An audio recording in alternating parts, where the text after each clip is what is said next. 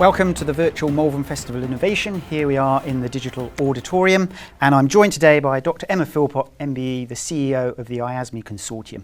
So Emma, thank you for joining us. And welcome. Today we're going to talk a bit about cybersecurity, helping small businesses, and also neurodiversity in the workplace and some of the stuff you've been doing. So first of all, IASME, how has it been helping to make Cyber Essentials more accessible, and what is Cyber Essentials? So Cyber Essentials is a collection of 5 really, basic technical controls. It's meant to be basic. It can be quite difficult for large organisations to put them in place. They're very, very simple controls, such as have a password and have multi-factor authentication and keep your software up to date, that kind of level. So Cyber Essentials was developed and is owned by the government, and it's based on the things that you can do really simply to stop the majority of common internet attacks. So if you put those in place, you can get a certificate. And increasingly, to go for government contracts or to work for some of the banks, for example, you have to have one of these certificates. So IASME is the sole delivery partner for the government for delivering Cyber Essentials certificates. And that's how we do most of our business. But we are very, very passionate about making things fair and accessible. So if organisations have to have a certificate to bid for a contract, for example, we want it to be as simple as possible for the organisations to do that. Right, and so some of the barriers then would be understanding technically what to do, and obviously paying for it, so there's a cost. But how have you sort of set it up so that even the smallest company can get Cyber Essentials and understand what the requirements are? So the cost aspect is very interesting. There's been lots of different projects over the years which has paid for small organisations to do Cyber Essentials, and it's made no difference at all. Okay. So it seems as if the cost of the certification doesn't actually have that much of an impact. It seems like for the smaller organisations, it is a barrier in terms of sometimes the understanding and sometimes in terms of just getting the time. So anyone who's run a small business knows that all your time is taken up just bringing in enough money to pay the people that work for you. Yep. And so you don't have time to do the extra stuff like cybersecurity. So I think that's one of the challenges. We keep trying to make it more and more simple, but that can be difficult in itself. Those are the barriers for the smallest of organisations. Yep. There are barriers for the largest of organisations, particularly those who've got what's called a digital debt. So they have infrastructure that's quite old and not in support anymore. And to update it, which they have to do to get to Cyber Essentials, would cost hundreds of thousands of pounds. So that's obviously a barrier. Yeah. So you've put in place something to help with that process for the larger companies. Are you able to talk a little bit about how that works? So we're doing a proof of concept at the moment. We've been working on it for about 2 years with the government. So it's trying to look at the outcome. So at the moment with Cyber Essentials, it's very prescriptive. You do this, do this, do this, and then you get a certificate, which really works well with the smaller organisations. With the larger organisations, they don't want to just do what we tell them. They say, leave it to us. We might not do the updating within 14 days, but we have all this other stuff, which means we are actually more secure. Right. So it becomes a case of how do you test in a repeatable way to see if all the other stuff actually makes them secure against commodity attack. So we have a proof of concept going on, which involves them telling us what the alternative controls are they use and us testing them in a bespoke way. Right, and so, but that's obviously a more expensive process. Much more expensive. Yeah. But there are some large organisations who, for example, can't bid for a £500 million contract because they don't have Cyber Essentials. Right. So if that's the case, it's worth them paying a bit of extra money to get the certificate. And you've got some stats to show how effective Cyber Essentials is. How have you got those? How have you been able to measure it? So for any smaller organisation, so this is organisations that have less than £20 million annual turnover, that are based in the UK, certify their whole company, they get automatic cyber insurance if they want it. So they can opt out, but it's no extra forms and no extra money. So we have all these thousands of small organisations that have this cyber insurance. The organisation that provides that, which is AIG, they have the same package that they offer to small companies that don't have Cyber Essentials for a lot more money, of course. And so now we have thousands in both of those camps, same policy, but one with Cyber Essentials, one without. You can actually look at the claims rates. Okay. And by doing that, you can see that you're 92% less likely to make a cyber insurance claim if you have Cyber Essentials, which is amazing. But also, there's an organisation called St James's Place, which is a network of wealth managers. In their network are micro companies. They asked them all to get Cyber Essentials Plus. Right. And overnight, there was a reduction of 80% of incidents in that network. So those and other stats do tend to indicate that Cyber Essentials it does work. So it's very effective.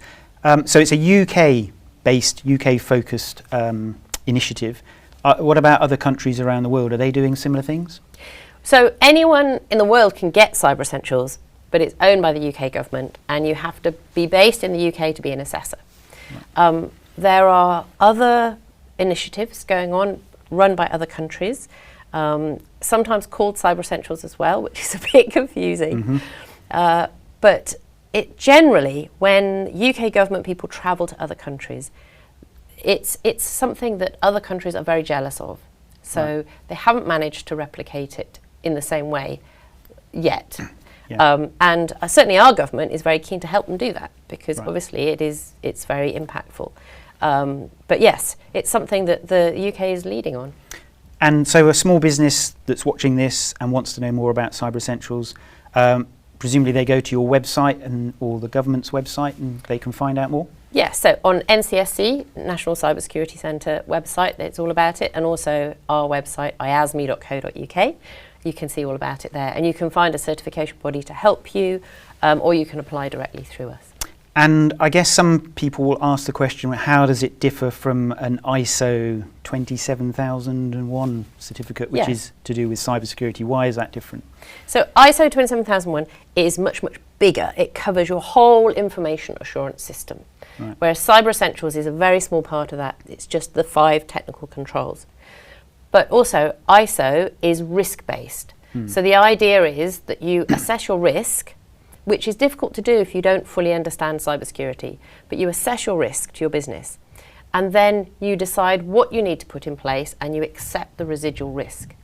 So, and that risk is not declared. So an organisation, if you take the extreme, an organisation could decide that they weren't going to have any passwords, and they would understand that that was a very big risk, but they would decide for their company they were going to accept that risk, and they would have no passwords. They would still be able to get an ISO 27000 certificate. I see.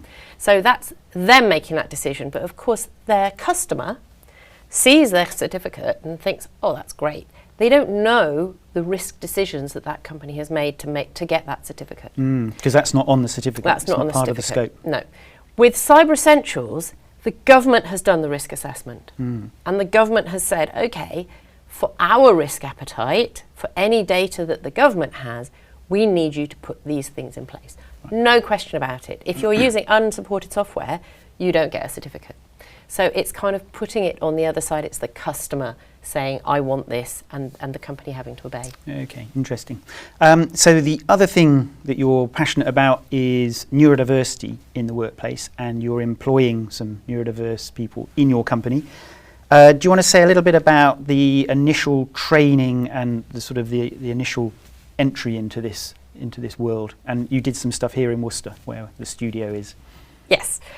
So this started in 2018 because, so my daughter had crashed out of school with a breakdown because she was undiagnosed autistic, and through her I met other autistic people, and very, very clever, many of them, but they often had anxiety and depression, not because they were autistic, but because they couldn't get a job. Right. And often it was the unspoken rules in the job and in the job application process and in society that meant that they were unable to work. So we started in IASME, we started a training course, free training course for unemployed neurodivergent adults in Worcester. And we've been running that ever since. We still run it. We run it at the moment in St John's Library in Worcester. So IASME hired the whole first cohort of 14 people. And that was quite a learning experience, because it's one thing to train people who have barriers to employment. To actually employ them, it's much more difficult. It's really, really complex. And you have to work out ways to not just to manage people who have barriers to employment, but to manage an increasingly diverse team, which we've been learning ever since 2018. We still haven't got completely right. But now half of our company is neurodivergent, and we also have a lot of physically disabled people and people with long-term health conditions. And so what were some of the things that you put in place in IASME to help being able to employ these people and make them comfortable? Oh, loads and loads of stuff. And we kind of, it all develops as we go along. So one of the main things is we have a welfare manager. And the important thing there is that if somebody has got a concern about their manager, or a concern about work that they don't want to talk to about their manager, this is somebody outside the management chain they can go and talk to. But equally, if the manager is worried about something about the individual. So, for example, they keep going on breaks. Right. Or they come into work in unsuitable clothing. The manager doesn't want to always have to deal with those things. And so, again, having somebody outside the management chain that can work through them and deal with them and help the individual understand is absolutely critical. So that's very, very important. Okay. And then you're doing some more stuff with this now, taking it further, particularly around the cybersecurity industry and more widely in the UK. Do you want to say some of the ideas that you've got for this? Yeah, so Cyber Essentials is growing at about 20% a year, but there's only 36,000 companies that are certified, and there's a lot more companies than that in the UK.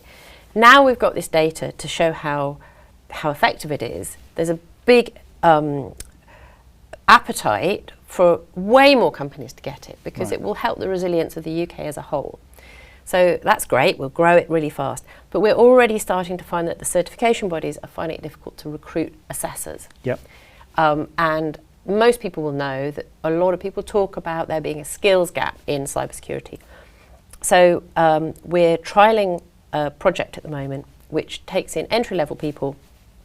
First of all they need to do is a half-day aptitude test, which we can train them for. And then they should be able to come in as Cyber Essentials assessors. So they'll be trainee assessors.